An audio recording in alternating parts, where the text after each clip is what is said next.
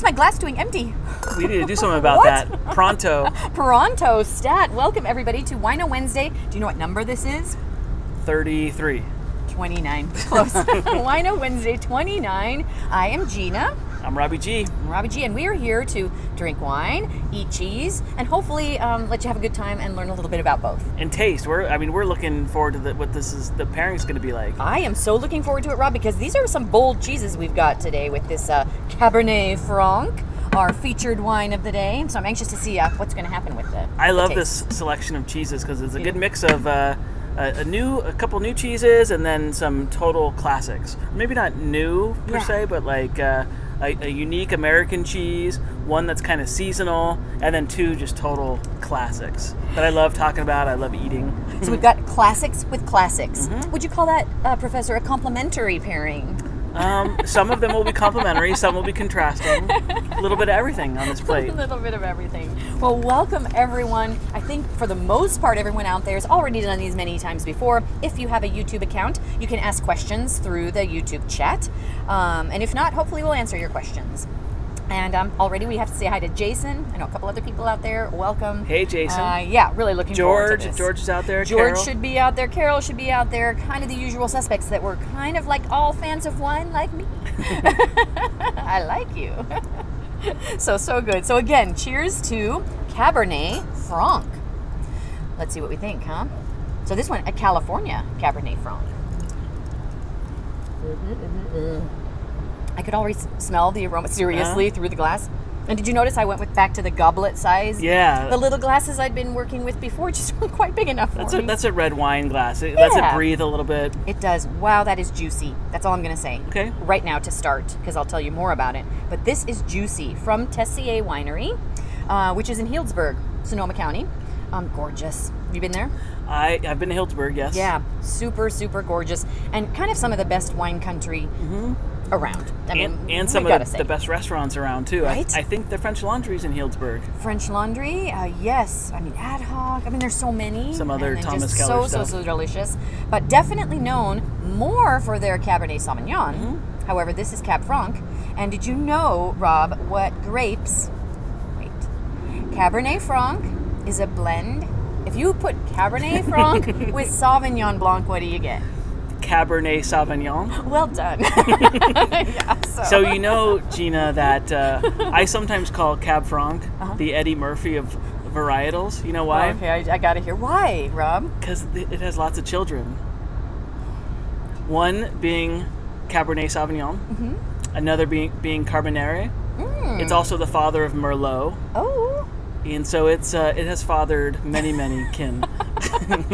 Welcome everyone to the Eddie Murphy of wines. I do like it, Rob. I think that's really clever. It's more used as a blend, and so typically it does get blended with other reds, Cabernet Sauvignon and Merlot. It's children, and that is considered the Bordeaux blend.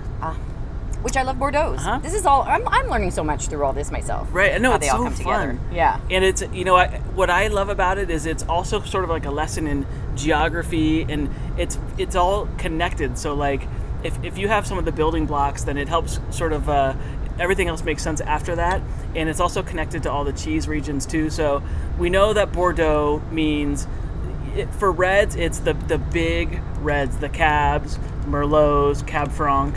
Right next to Bordeaux is a region called the Loire Valley. And so the two regions, like if you go from one region to the next, the grapes aren't going to really change. No. Right? Right, because it's in the proximity. Yeah. Just the proximity of it all. Yeah. So like it's a lot of the same grapes. So the Loire Valley, they're known for producing great Sauv Blancs. And if you see a white Bordeaux, it's usually Sauv Blanc, or that's the predominant grape. So it's like the same family of grapes in that region of southwest France. All comes together now that you just said that, because I'm like, oh, Loire Valley, Sancerre, Sauvignon Blanc, next to Cabernet Franc, which is Cabernet Sauvignon. Well, and it all comes together. So you have, like in the southwest, you have the Loire and you have Bordeaux. Those are the predominant regions, and we've just mentioned most of the varietals that are known down there. And then when you go to the north, that's when you get into Burgundy and Champagne, and so totally different grapes up there, and really a different style, different type of and wine. flavor. Yeah. completely different style. I am going to venture out to say, and I think Jason might agree with me, this is one of my favorites we've had almost all year. Nice. This is super, super juicy, and Jason, yes, it is excellent. It's rich. This is my style. You talk about, some of those from the northern, they can be kind of more the tannins or the kind of that mineral quality that's not just as juicy. But this one is just fabulous. Tessier. Yeah. Let's talk a little bit about this. This is a female winemaker. Yeah. Well, I was going to say really quick, when you get to the south and the weather, it's a little bit warmer, the grapes can get riper. And so sweeter, juicier. The that's Tessier true. is her name's Christy Tacey, and she is a research scientist. She was published. She moved to California years ago to go into biotech, and she worked on the Human Genome Project, whatever that means. I mean, it sounds so impressive. And is that the atom bomb? What is that? I don't know. Human genomes, atom bomb. I'm not sure. That logic, but what a career. Yeah, so she went into biotech. She's a scientist by trade, but she always had a passion for wine, but more specifically, the French, Burgundy, Loire. Those are the two regions that she was most fixated on. And so the Cab Franc thing really comes from her love of Loire Valley wines and that region. And just delving into that, because some of the others we've had from her over the year have been good too. This is in the boldest red, of course, of her variety. And so she's, I was reading a little bit of her background and her start with winemaking. She started in 2009. That was after she was a hobbyist.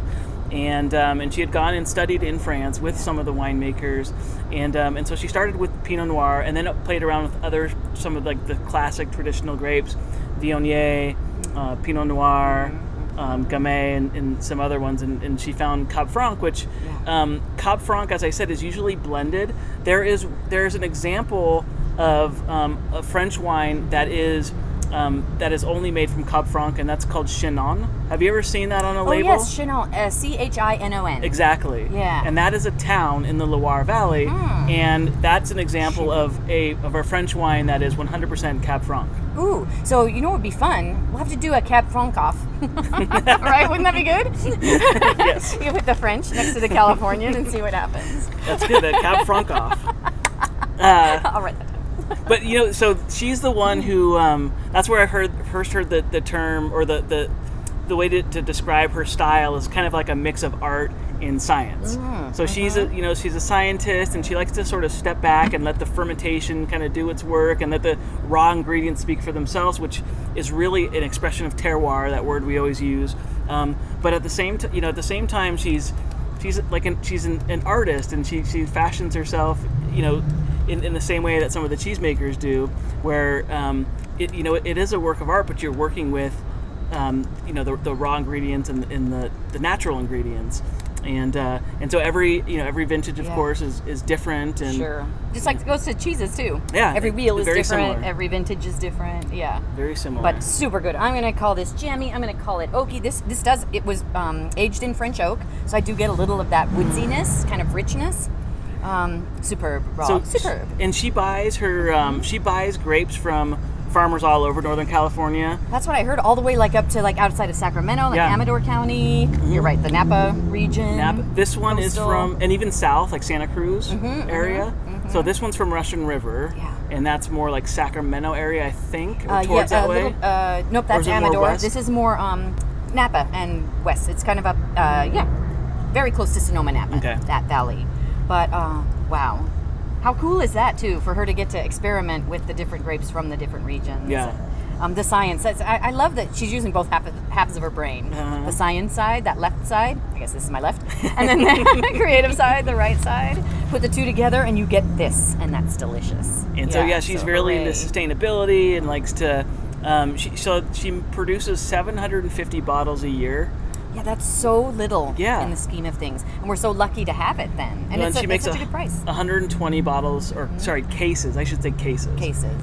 So cases, and then 120 cases of this wine every year. So a lot of attention to detail, and a really strong relationship with the growers and everyone she deals with, which is cool. Yeah, I'd like to go. I'm going to go up to Healdsburg in September. maybe I can visit, test Are you. you really? Yeah, what do you think of that? I need more wine. I'm going to be going to Paso Robles or Robles. Paso Robles soon, October, and there will be more wine. We'll have to do a Paso edition afterwards with our favorites. Oh yeah, we can easily do that. Yeah, exactly. There's so many great cheeses and wines from there. Okay, so we should tell you about the cheeses on the plate. Shall. Would you like to model them, Gina? I would. Call me Vanna. So we'll start with a Comte. Look at the size of this. And this was sitting out. It got a little wibbly. But how cool is that, right? Comte is that's going to be first on our list. And as we said, we're going big or going home. I guess we are. Because Comte is a strong cheese. And so that'll be the first one. If you have not started yet, please feel free to dig in and start with the Comte. And we'll go back and say more about it shortly. The second one is the Graskaas. And so it's got a little bit more of like an orangey kind of peach color. I don't know. And it's in those little cubes. Yes, little cubies. Is cube a bad word when we talk about cheese shapes? It is. I'm not going to say a word. I'm anti-cube. But today I'm going to be good with the cube because it's going to pop into my mouth like popcorn, so I'm good. We're going to do the, so the third one is the blue cheese, and that's the Caveman. Look at the rind on this one. Yeah, it's got a natural rind, which looks kind of scary. It looks like it has like grill marks or like... It does. Caveman. What a great name. Yes. I mean, honestly, what a great name. We'll talk about why they call it that, too. Yep. A couple of reasons. Then the fourth cheese is the Epoisses. It's a bit runny. Watch out, it's going to run away. It might. It's already dripping over the thing. Okay, this one you got to take a whiff of, and we'll get into that as well. But wow. Okay, we're going to get to this, the Epoisses. And then the meat. The meat is a Finocchione, which means fennel salami. It's an Italian and a classic. Yes. But this one is this Italian or is it an American? It's an American brand, version. yeah. This one is, yeah. The jam you guys have today, try it. I tried it with my finger earlier. Sorry about that. Yes, I did. Apricot with chili. And this one comes from Northern California as well, just outside of Sacramento, from Roseville, Loomis area. Oh. So try that. Of course, we have our requisite rosemary that we love with everything, as everyone knows.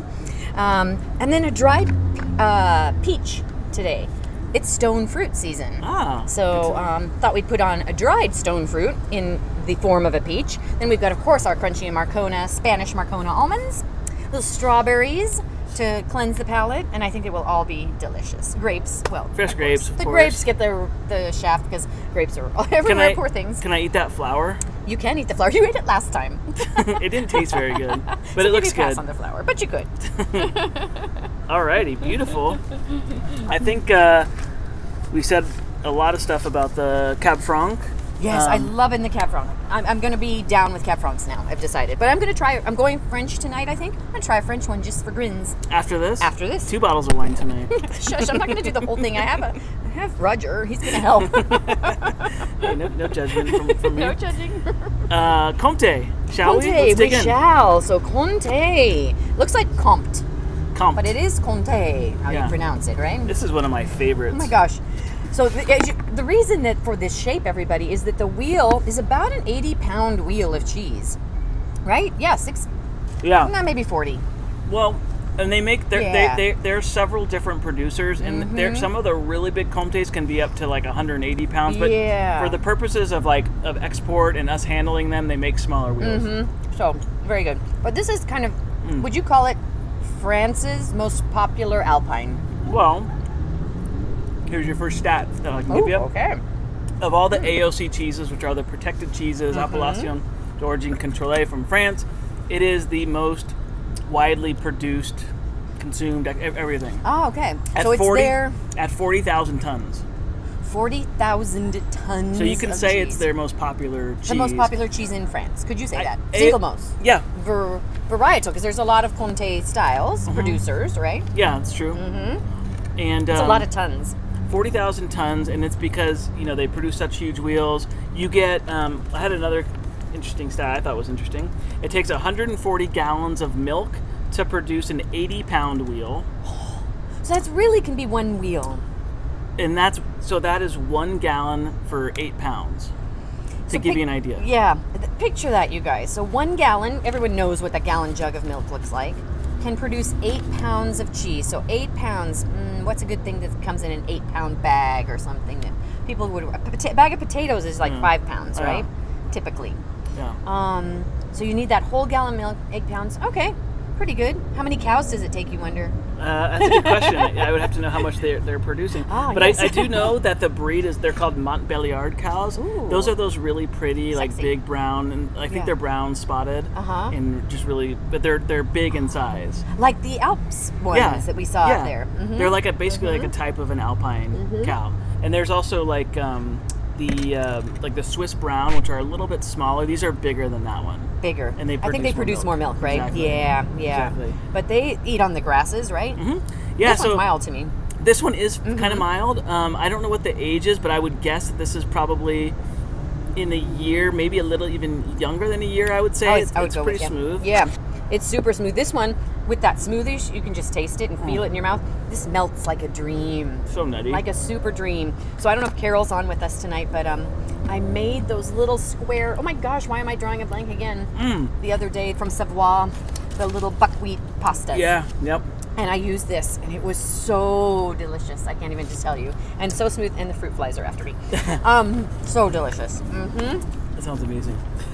I was going to say, so they come from Franche-Comté.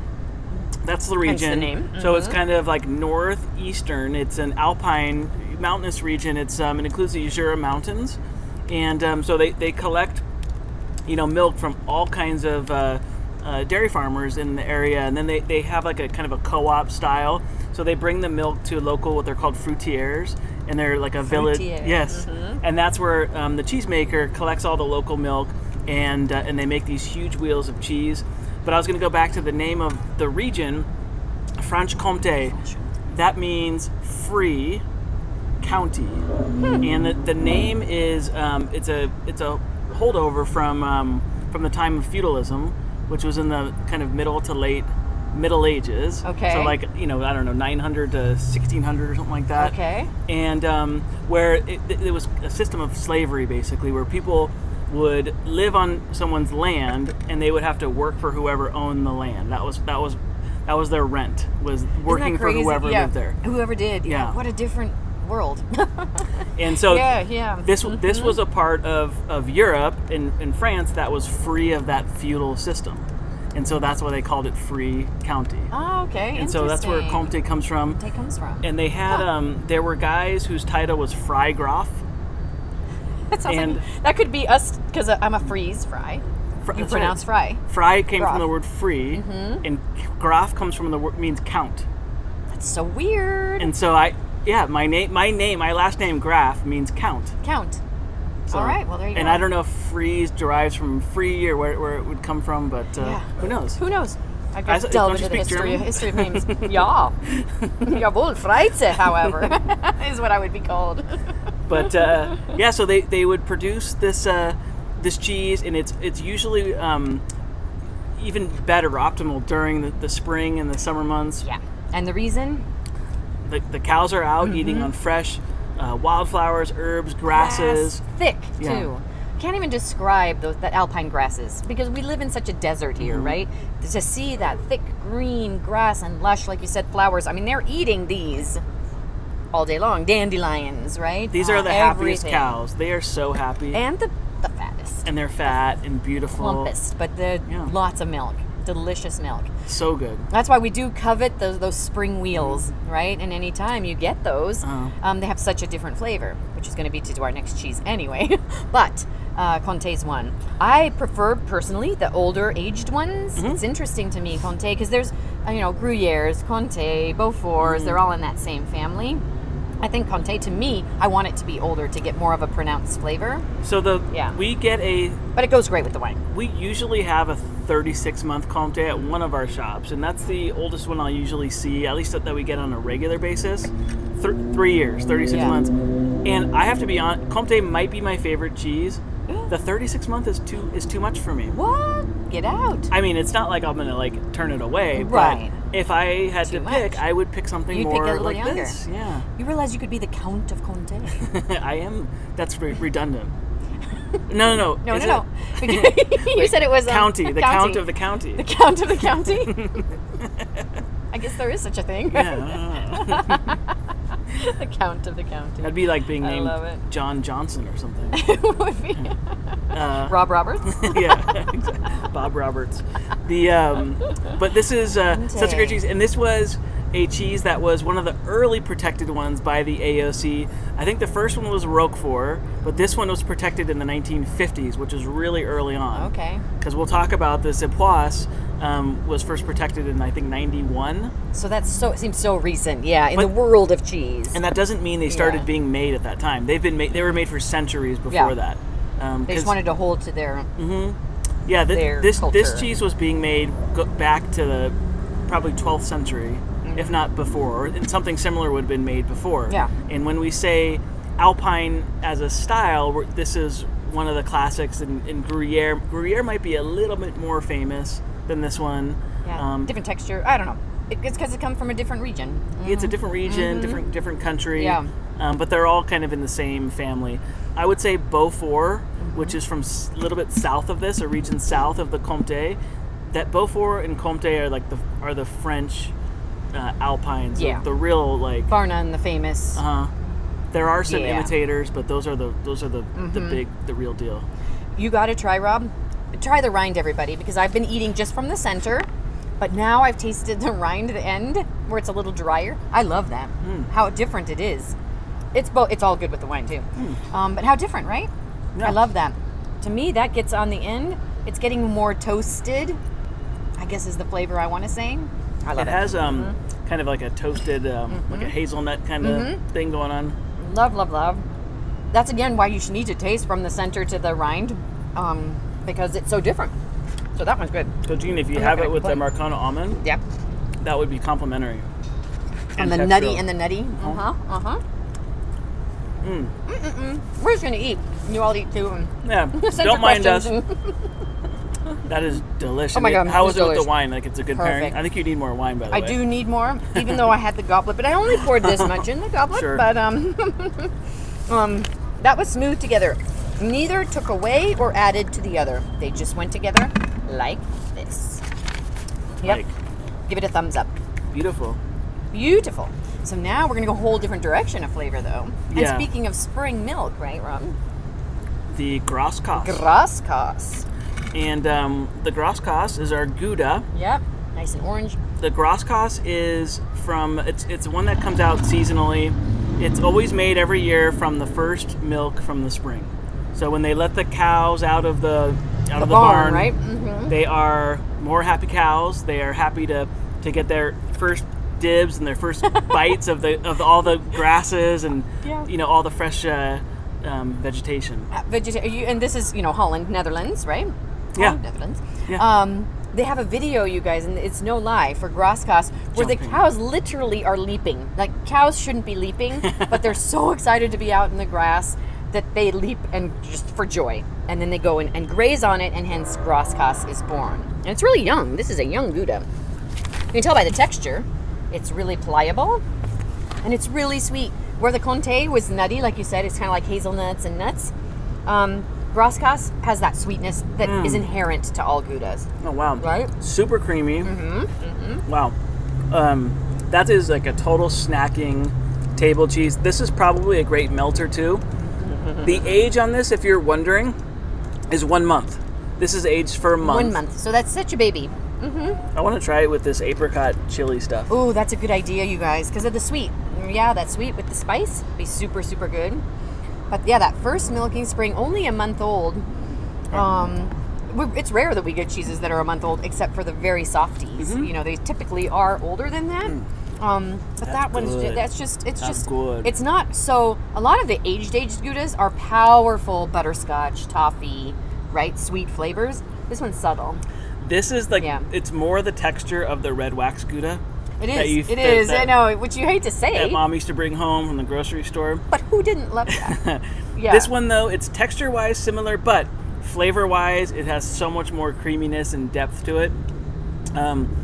So they produce 2,000 wheels of this a year. Okay. And like I said, it's from the first spring milk, first milk of the spring. And then it's 1,000 wheels come here, and 1,000 wheels stay in Holland. in the Netherlands. Oh, that's an interesting number.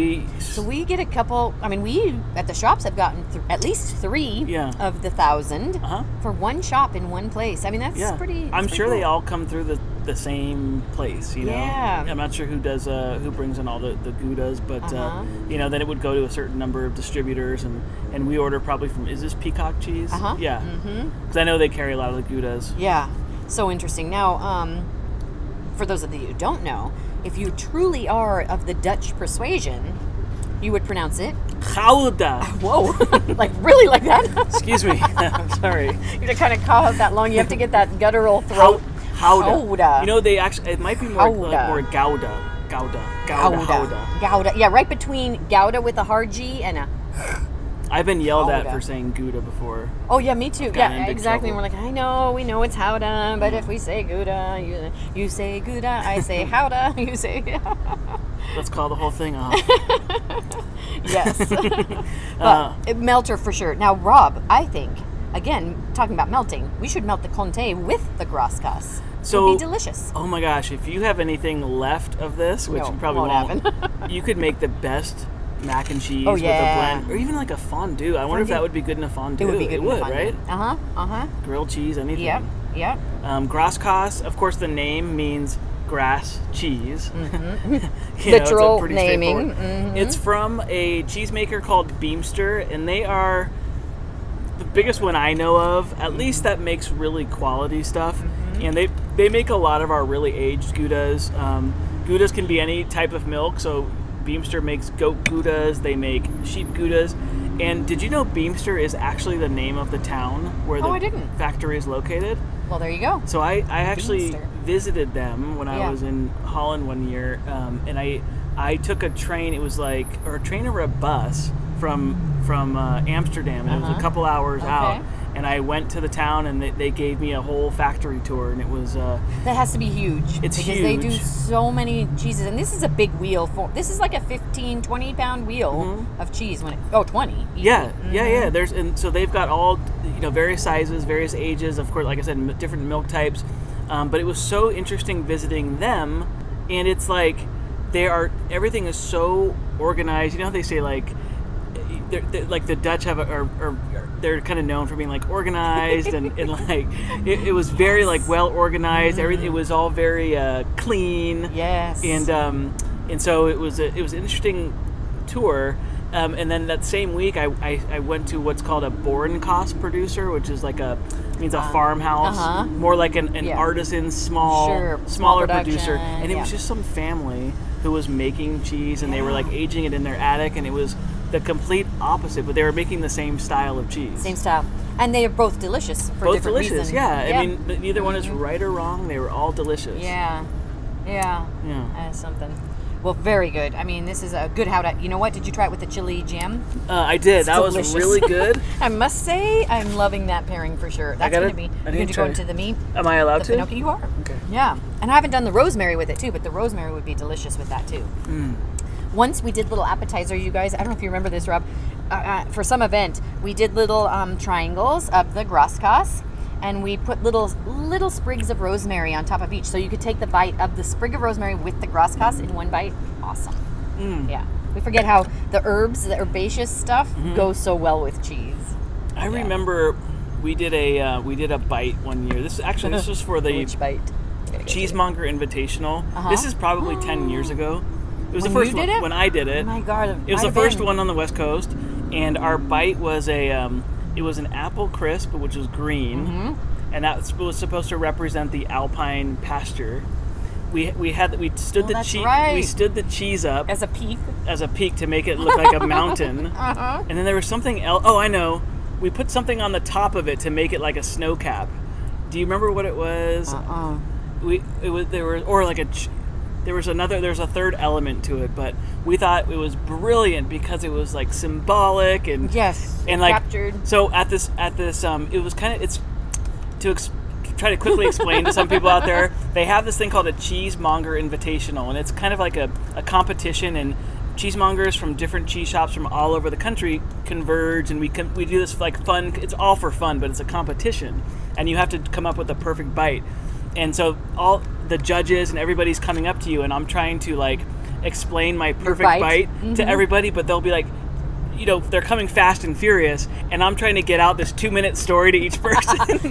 Yeah. I'm like, you know what? Just eat it. It's good. It was think sharp. that'd be difficult for you. The cheese, yeah, right. The cheese was Sharp Max. I don't know if you remember that. Oh, I do remember. And you called it to the max. You called it something like There's a to the stupid max. name for it. Oh, we tried. You were gypped. You should have had it. George is asking if the Cheesemonger Invitational is an Olympic sport. It should be, George. George could probably do it at this point. At this point, yeah, a lot of you could be part of this Olympic competition. You know what? Someday, I'm not even kidding, it might be, because look at all the sports. Every time the Olympics come around, they add new sports like surfing or skateboarding or whatever. Who'd have thunk it? Who'd have thunk it? 50 Here's years what ago. I think, thunk, Rod. What do you thunk? Well, we're going to have a Cab Franc off. It'll be one competition. Yeah. We should create food Olympics. Oh, that's good. Olympics all around food. Cheese, of course, is part of it. Oh, but let's get going. Let's think about But this. not like Joey Chestnut where you're eating like 80 hot No, dogs. no, right? no, Okay, no, no. good. It's not all about. It's not about volume Thank and you. stuff. It's about something else. Yeah, You know, almost like something. those Not sure those what it competition shows where you get like a certain list of ingredients and you have to do something creative with it, stuff like that. Those Yes. type of Yes, and where everyone could learn a little something, but it's super fun. But I do want to pit, competition against each other. You have to have the competition Sure. part, Yeah, right? That's the fun of it. Yeah, some of them can talk trash. Blind tastings. Blind tastings Blind are fun. things That are was part of the fun. Cheesemonger Invitational. How'd you do?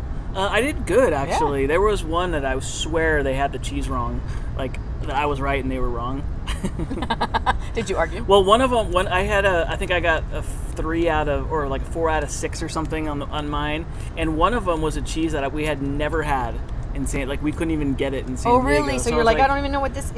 And then the other one, I just didn't believe them. I didn't believe the answer that they Liars. told me. Yeah.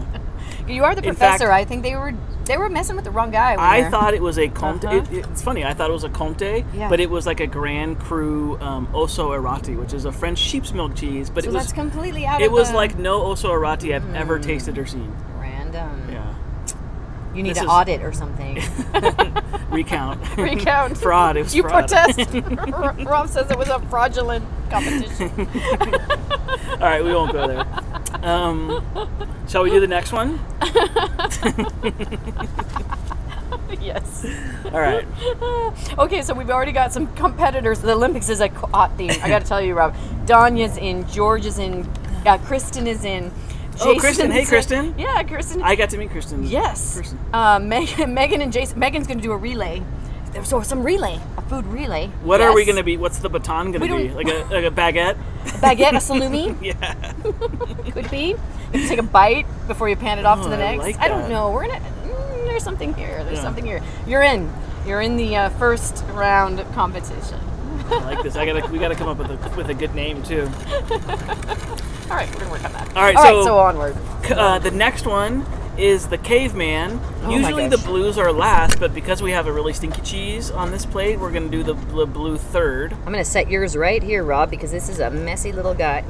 You just grab it. It's so hard to serve especially when you're trying to talk at the same time. But Caveman, Here. Blue, Central Coast. No, this Not Central Coast. Rogue. Rogue in what's Oregon. theirs? Yeah, Central Point, Oregon. Yeah. This is where I'm getting with the Central. Rogue. You've been to Rogue, right? I have been to Rogue. Yeah. I've not been to Rogue. It's really cool. So you get out of the hill. It's a valley. It's almost like, the Central Valley of California, where Central Point Rogue Creamery is. You're driving out of the hills. This was on that Vespa ride. Drive out of the hills and you're in the valley, and there at the bottom of the valley, Rogue Creamery. And they've got a history because they go way back to I know. Vella, which is one of the original cheesemakers in California, or recognized cheesemakers in California. Yeah. Bella is who made the original Jack, the dry Oh, yeah. Jack, which is a really Dry aged Jack. Jack, Yeah, as opposed to Monterey Jack, which everybody knows. which is You a get the young dry kind Jack. of a grocery more style. But Rogue is Central Point. They are really southern Oregon, so not too far from the border with California. Yep. And the name Caveman for the Such cheese. a good name. Such a good name. It is a great name, and there's a couple of reasons for it. One, it's cave aged, but it's inspired by the many caves and cave systems in that part of Oregon. So the other thing is, if you remember, like when there were all the Bigfoot sightings, Oh my God. they were all in the Pacific Northwest. So it was a big thing up there. Oh yeah. Do you remember the movie? Bigfoot was a big thing. Yeah, Bigfoot. Okay. Remember the movie Harry and the Hendersons? Oh my gosh. the Yeah, that's Hendersons lived that's up in the Pacific Oregon. Northwest. Yeah, didn't they? Or They were like, was it- I think they might have been in Washington, but same sort of part of the country. Caveman, great. But yeah, it's a blue. It is 100% cow's milk. It's earthy. It's barnyardy. It's kind of like, it's got a nice kind of fudgy texture. Yeah, why do blues get so fudgy? They just are fudgy. It's because it just kind of like coats the tongue like a syrup. I don't know. To me, and I think it's earth and barn. It's really salty too. Not in a bad, not too salty. Yeah, but just the salt, which is kind of, I think a lot of the blues tend to have that salt forward flavor. But this I adore. I love the earth of it. I feel like it's licking a barnyard floor. Well, especially on the rind. When you get the rind, you get a lot of that.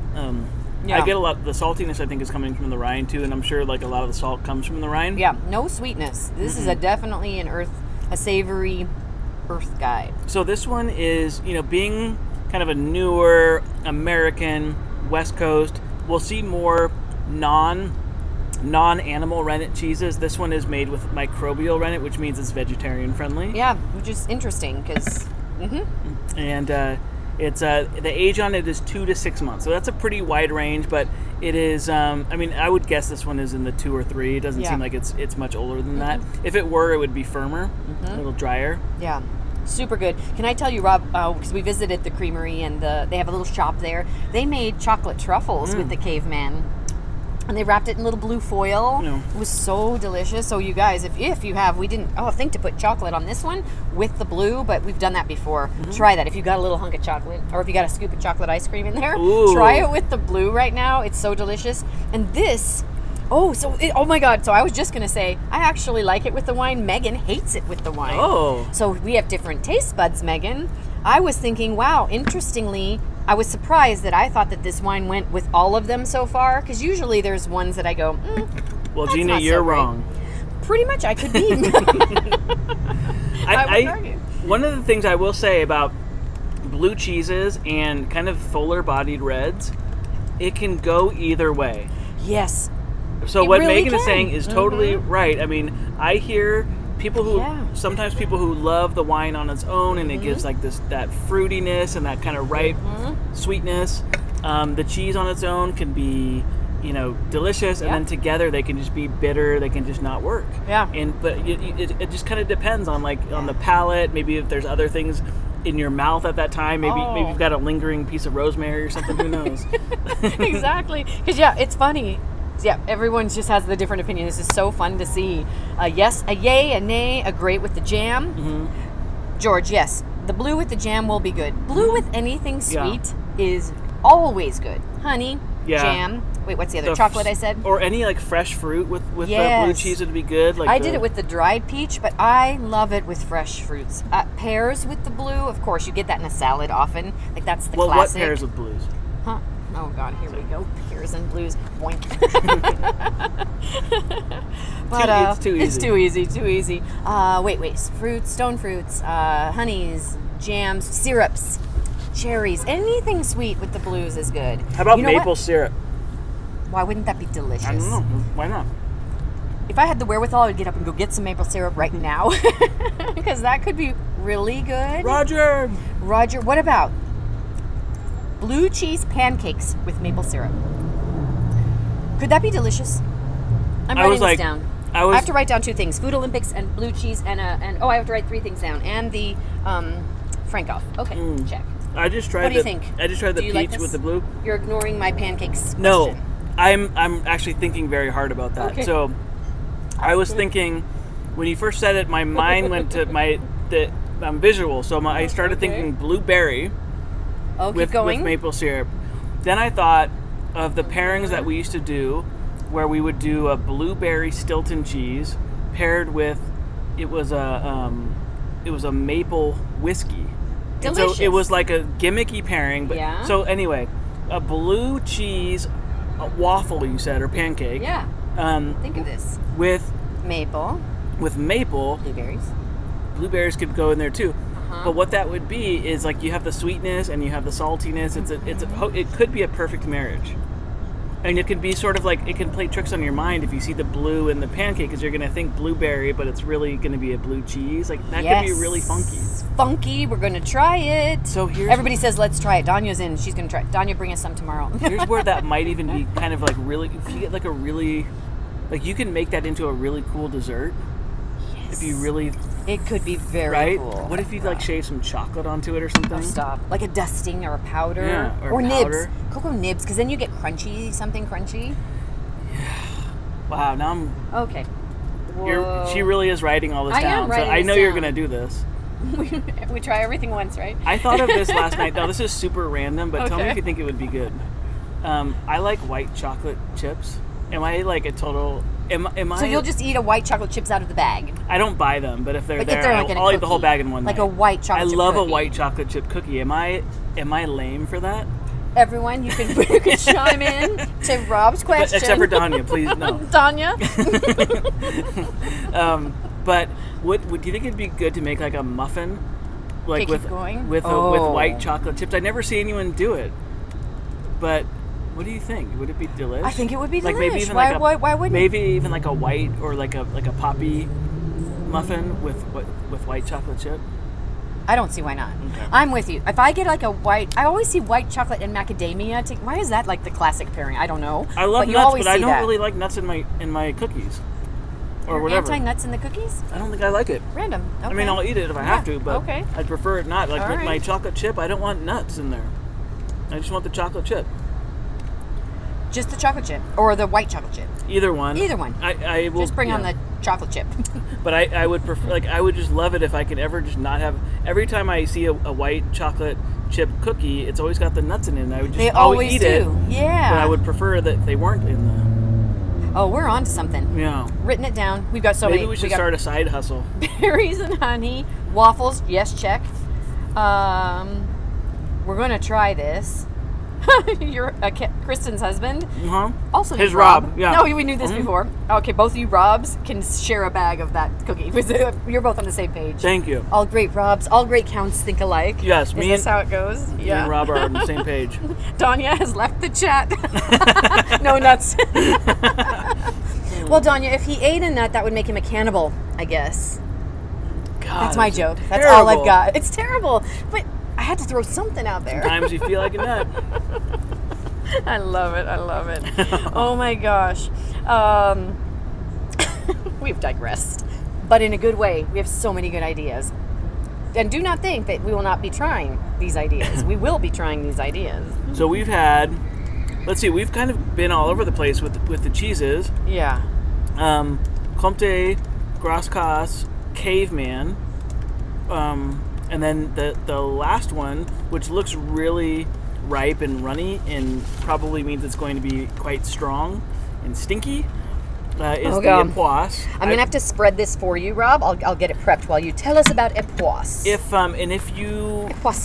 If you guys are noticing an aroma in your living room or your kitchen, wherever you're eating, it probably is the Epoisses. Like the blue cheese looks like the smellier and the scarier cheese maybe, but the Epoisses is the one that is going to have that real strong aroma. This cannot be contained.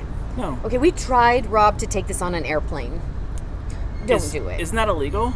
It's illegal on public transport in Paris, and people say that that's a fake news. Yeah. But it is not. I looked it up. It's real. It's real. Because no one enforces it, I guess. Exactly. I mean, I was going to say, but I'm sure they might know, who's done it. Okay, on the plane we took it. Okay, Rob, we had it in its cheese wrap, in a Tupperware, in a plastic thing, in Roger's carry-on bag, in the plane.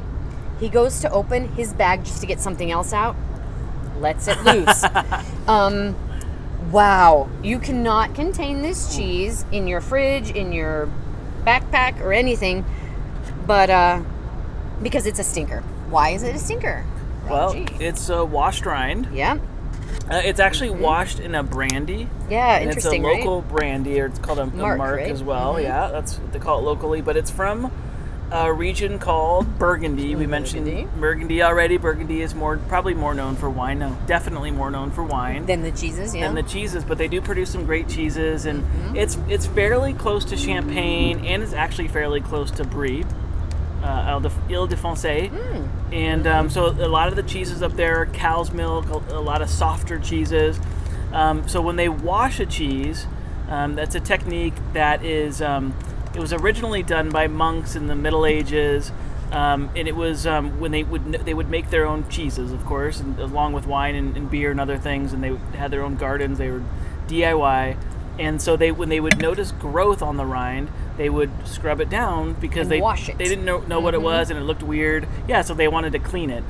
So they would use things like brine, salt water, but they would also introduce other liquids, whatever was local, usually mixed in with salt, and that would keep the bad bacteria sort of at bay, right? Salt is nature's, and it would encourage the good bacteria, and it would.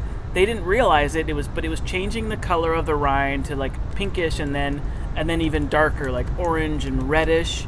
But it was giving the cheese a very strong aroma because of the bacteria that it was introducing to the rind. And the bacteria is, he mentioned that reddish color is the bacteria. It's called Brevibacteria linens. It's a long word, or B linens for short. B linens, that's right. If you're in the know, like a Cab Franc, you got B linens.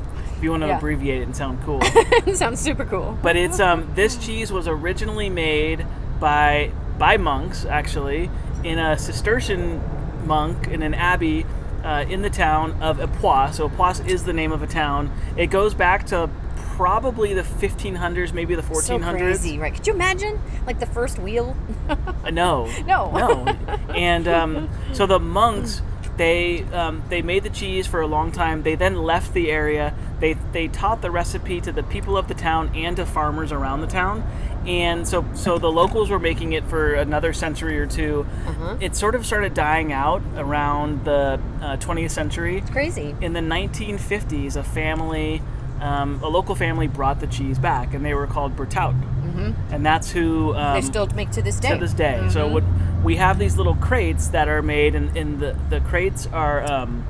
They're made from wood, or timber, from the Jura. That's where they get that from. And in the cheese, the name on the cheeses is Bertout, and I forget the mother and father, but I think it's Jean is the son who took it over and really and really expanded the brand. The brand, fascinating. Danya's boyfriend Jesse thinks it tastes like a fancy Cheez-It. Do you get that? Because since you're eating it, you could tell it right away. Can you tell? This is fun.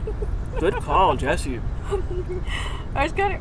Do you get that? I get. What do you get? Well, to me, Cheez-It has more of like the cheddar-y thing going on. Yeah. Okay. But it does have some of that. I mean, it's the texture thing. I get like I think more mushroomy, but I get a little bit of like that. God, I mean, the adjective I want to use is cheesy. Like it's like I don't know what that even means. What does that mean? Yeah. It's like kind of salty, and just the trying to describe the texture of it. But I think I get more like mushroomy and earthy. Mushroom might be what I get. Do you get yeasty ever? And I wonder, I get that sometimes with wash, like taleggio's and stuff. I get a yeastiness to it. What I get that I really like about these types of cheeses, and I don't really get it from this one though, is oniony, like brothy and oniony. Bone broth. I like onion, that. Stewed onions. It's like very savory. Yeah, something like that. We've got all across the board thoughts on this one. So, okay, Jason, this is interesting. So they loved the Epoisses and thought sipping the wine made the Epoisses stronger. I thought sipping the wine, we have opposite taste buds. I thought it made the wine stronger. How crazy is that, right? Who would know? But Kristen agrees that it stands up to the cheese, which can be good because that one can be powerful. That's not as stinky as it can be. Sometimes it's really out there. Yeah. Like you could pretty much pour it out of the box. But super interesting. I am usually not the biggest fan of it. Today I'm loving it. Maybe it's with the wine. You're not sure. a big fan of the Epoisses usually? No, isn't really? this the craziest? And talk about it because, okay, we all have cheese titles. Rob has like 20 of them. My husband, Roger, is known as the Emperor of Epoisses because that is his favorite. And it never had been mine. So isn't that funny? I will say, again, like the Comte, where I like a younger, milder version, I love Epoisses, but I tend to like a younger, milder version. Oh, so I was going to say you're going to think the older one. No, I like a younger, kind of firmer one. Yeah. And where it's not at its full ripeness. Okay. I like it. And if you think I'm lame, then that's fine. Like, I accept that. For the second time. There's 2 reasons that we might think that Rob's lame, but these are the stinky cheeses. Limburger. There's Munster. Yeah, famous stinkies. Yeah, Munster. Limburger. Yeah, Limburger is the most famous for sure of the stinkers, right? There's one from Taleggio. Mahwah. Mahwah, which is not I hope Ian's allowed. not watching. Danya will certainly tell him tomorrow, I'm sure. That one's not even allowed here still anymore. Yeah, and I think it has to raw because it's never made aged past 2 months, and it's only made with raw milk. Exactly.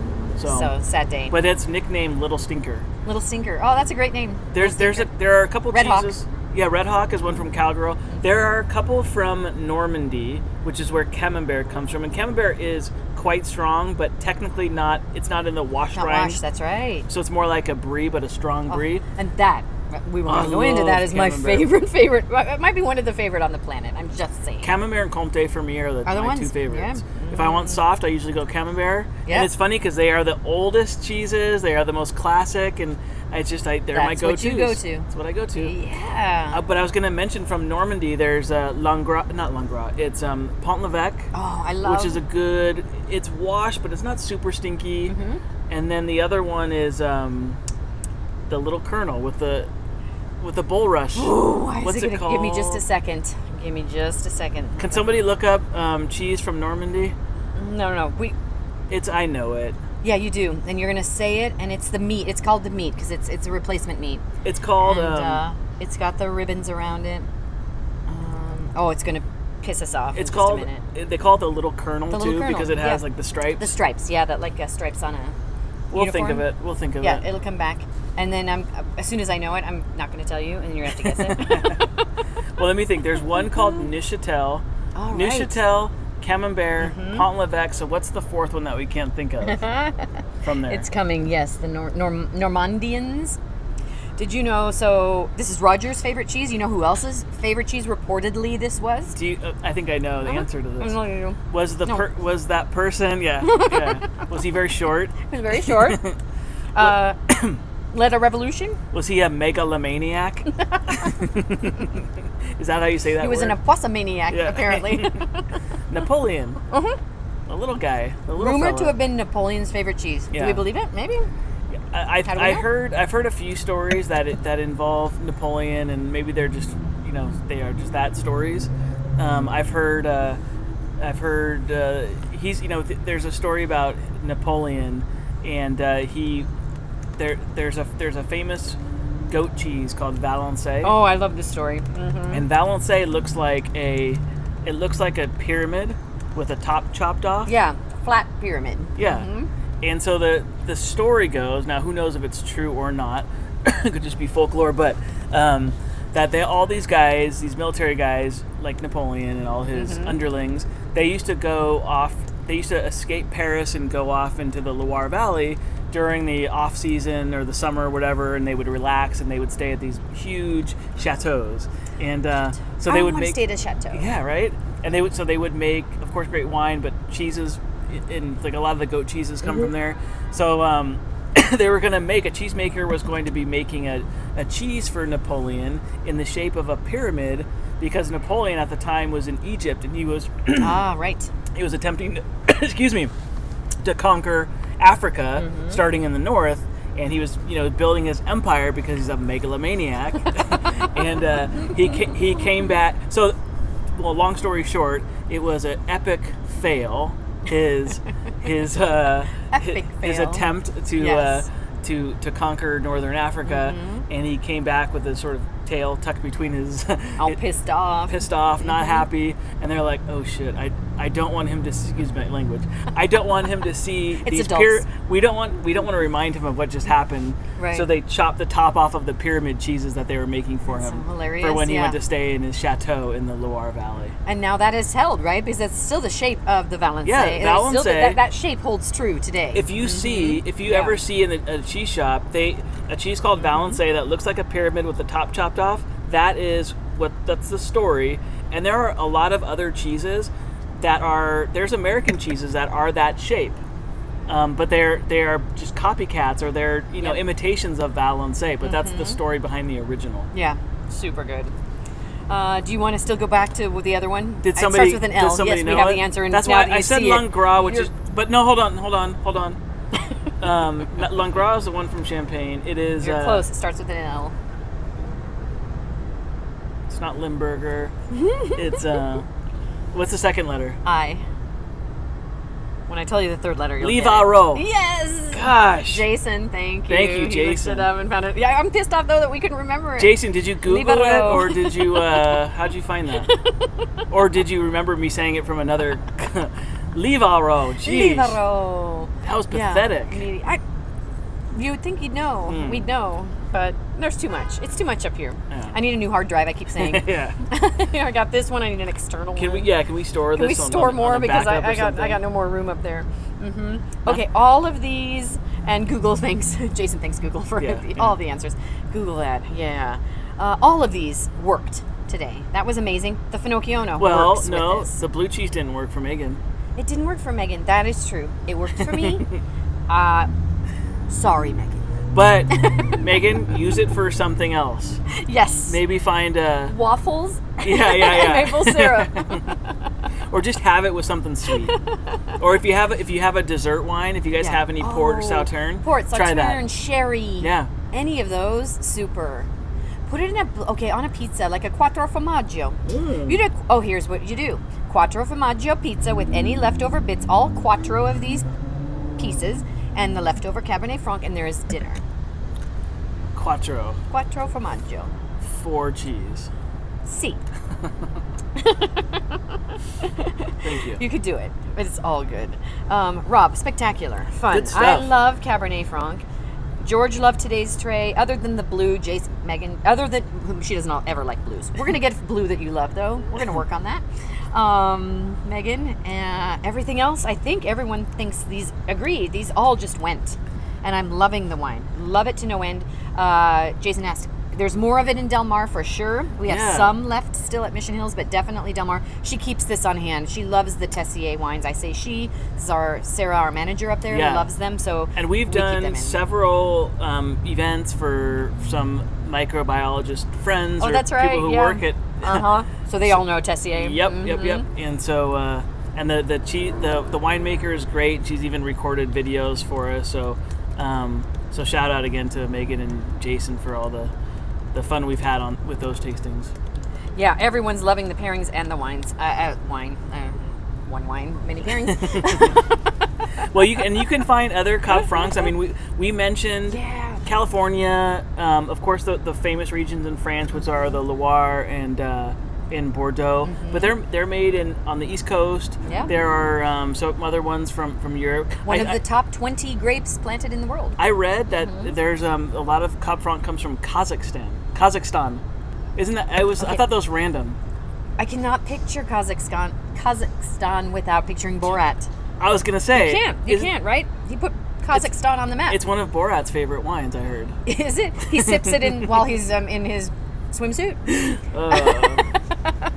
I love Sacha Baron Cohen. He's so funny. good. You know, he was slated to play Freddie Mercury in Bohemian Rhapsody. I read that, and I think he would have been fantastic. He would have been great too. The guy who played Freddie Mercury was really good. He was really good. He was really good. Super, super good. Next event, George is asking, next event, is there one on August 22nd? Kristen had asked about this too. We did have one on August 22nd, but somebody bought out the whole event just for a group, event. So it ended up just sold out that fast. So sorry about that. We're going to do that one again because it seemed so popular. It's an Italian theme. Do it again. But you know what's next, Rob, on the Wino Wednesday front? Our party in the piazza. Party in the piazza On September 1st, you guys, it's the next Wino Wednesday, September 1st. So many things going on. It's a party in the Piazza. The Piazza is in Del Mar. That is Del Mar's 14th birthday that day. So we're going to have at least 14 bites and pairings that you have to try. Wow. It's going to be a super fun night. That's going to be challenging. We're going to have 14 things. And I think one of them is going to be a blue cheese waffle bite. I'm going to talk to Sarah about this stat tomorrow. We'll be there. Sarah will be there. Del Mar will be there. It's just a celebration of 14 years, 14 cheeses, Wino Wednesdays. And we're doing red, white, and Yahoo is what I'm calling it. Because it's red, white. Instead of red, white, and blue, it's red, white, and Yahoo. Yahoo! Yahoo! Well, so that'd there's be cool. This will be another chance for everyone to come up to Del Mar this time. And to Del Mar, if you haven't seen it, it's really cool. I love the patio there. Chance to see Del Mar, and a chance for us to see each other. Mm-hmm. We saw some people at our picnic in the park, which the next one's in September. We're working on the date next, and the next picnic in the park. But to see people live. So we're going to try to mix it up. This is the only one. Wino Wednesdays will continue to be virtual for a while, but this one is special, so we're going to do it in person, Del Mar, 9-1. Hope that can... And I think the plan is we're going to continue to do some YouTube stuff, and it might be Wino Wednesday, just continuing with the varietals and the styles, and maybe we'll go back around, because it's on YouTube for people to go, and watch at their leisure. And then maybe we'll introduce another one here and there, like where we are just kind of like, I don't know, we'll pick a topic. Yeah, Friends of Fromage will stay virtual. Yeah. Diving into one varietal of cheese, brie. So we're going to make sure that we're doing both and keep, like, if there's something that you guys want to see, or let us know, and we can. George definitely doesn't want to see the blue cheese waffle. He's not into it, huh? I'm going to sneak one in to his plate somehow. You'd be like, that's so good. What was that? It was a blue cheese waffle. It was a blue cheese waffle. George. It was delicious. Rob, have you ever looked up a cheese iron? A cheese iron? Is this a setup for a joke? Not sure. It's just a question. Have I ever looked up a cheese iron? No. Kristen asked. I'm missing something. Kristen, you have to fill me in. A cheese iron? A cheese iron. Like, am I reading that right? Cheese iron. Is it like like you iron clothes, but in the shape of a wedge of cheese or something? There's been some movies where people make grilled cheeses with their iron. I've seen. Right? Yeah. Yeah, I've seen that. Yeah. Maybe that's what it is. It's like a George Foreman press or like a panini press. Let's sell cheese irons. I've seen. I saw a thing on like TikTok or something where a guy was he was using like an iron to like make T-shirts. Okay. And he was like basically burning images onto T-shirts with the iron? With an actual iron. It was like a total DIY. A DIY. I've got a good idea. But I was thinking you could do it with cheese or something. Want to hear my idea? Yeah. An iron. And then when you push the steam button, instead of steam coming out, honey like infuses into it. What do you think? Yeah, that sounds great. I mean, on a T-shirt? Oh, no, on my grilled cheese. Okay, digress every time, but it sounds like 9-1 is good. So, Kristen is explaining the cheese Trier, Trier, Trier iron, resembling an apple core, used to extract small plug samples. I see. So the cheese, gotcha.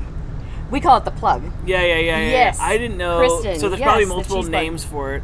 So really quick, Kristen, like anytime we go to, those are usually used for cheese makers or cheese agers, affineurs, and that's how they are tested. They plug their cheeses to test the texture, the aroma, the flavor, to see like if it's 6 months, they'll test it. They'll plug it with an iron. And then they'll see if they think it's ready for market. Otherwise, if they don't think it's ready, they will literally plug it back in with cheese. Yes, and then they'll kind of twist it and pull it out, and we can see it when we cut open wheels where they've plugged cheeses. But that's how they test cheeses. Yeah, to get that consistency, flavor, of course. Yeah, that's so good. She says also in the name of a cheese shop in Maine. It's the cheese iron? Apparently, yeah. Oh, interesting. Yeah, that's so good. Yeah, everybody learns something. I love this. You learn something every day. I'm falling down in my chairs. Let me sit up. I'm sorry. Rob it disappeared from the screen. I'm at the kids' table. These are the kid chairs, but I don't know. Anyway, so thank you, everyone. As always, super fun. Enjoy the rest of the cheese, the rest of the evening. Hope to literally see you all on the 1st, and then we'll go from there. Enjoy. Drink up, eat up. You're taking the rest of that home, Rob. All right, if you insist. You good? Yep. Yeah, you can do it. Yeah. Take care, everybody. Bye, See you next everybody. time. Ciao.